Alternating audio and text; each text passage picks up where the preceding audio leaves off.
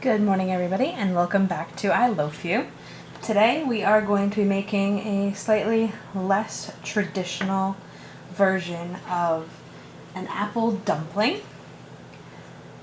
We have apples today from one of our neighbors, so I'm not using the same exact amounts that are in the recipe, but we will hop right in and get started. Alright, so to start with we have our apples, which you want to start off by peeling them, and we are going to core them as well. And then divide them up so that we make, I believe this batch makes 8 servings. So we'll divide it up so it makes just enough for that.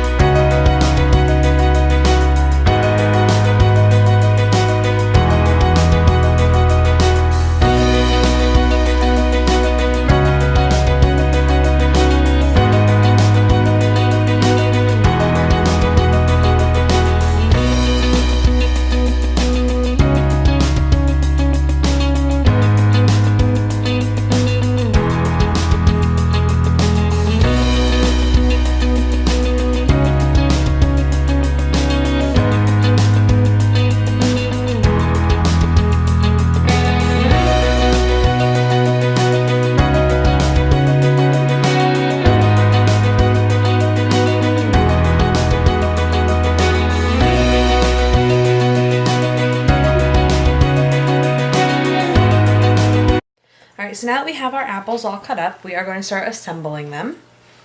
So we can take any crescent dough that you can get at the store, and you are going to open it up and roll it out.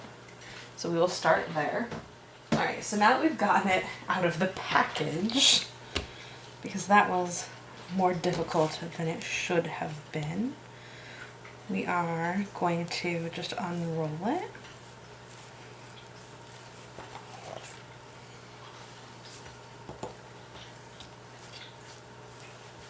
And our recipe says to separate it out into the 8 triangles.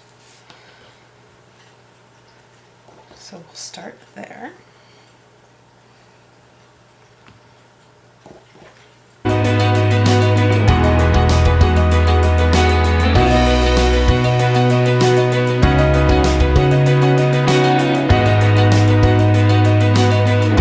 Alright, so now we want to take one section of apple, and we are going to completely seal it inside one of our triangles. And you want to put the pinched side down in a pre-greased pan. You can use one of the 9x13 glass pans is just fine.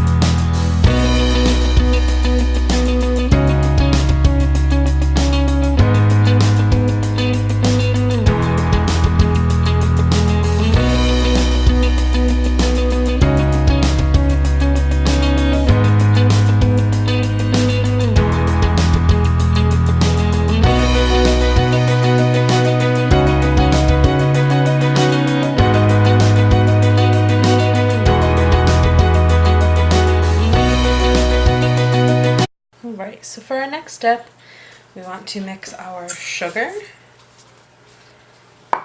our cinnamon and, excuse the laughing in the background, and our melted or softened butter. I accidentally melted it, so that's not what we really want to do, but you just want to mix this all together. Just in a gloved hand is perfectly fine. And then we are just going to sprinkle it over the top of our crescent rolls.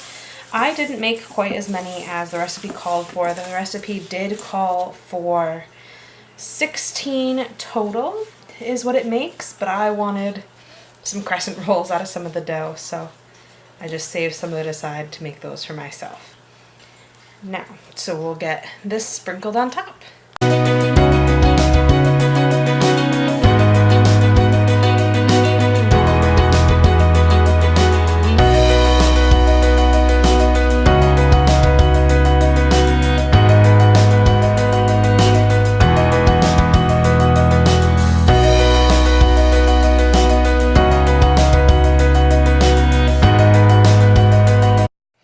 So our last step we want to put in the bottom of the pan, which is what makes this really an unconventional recipe, is our Mountain Dew. So we just want to pour that around our dumplings. I'm going to tilt the pan just a little bit so it gets the entire bottom of the pan. And now we are just going to stick this in the oven and let it bake.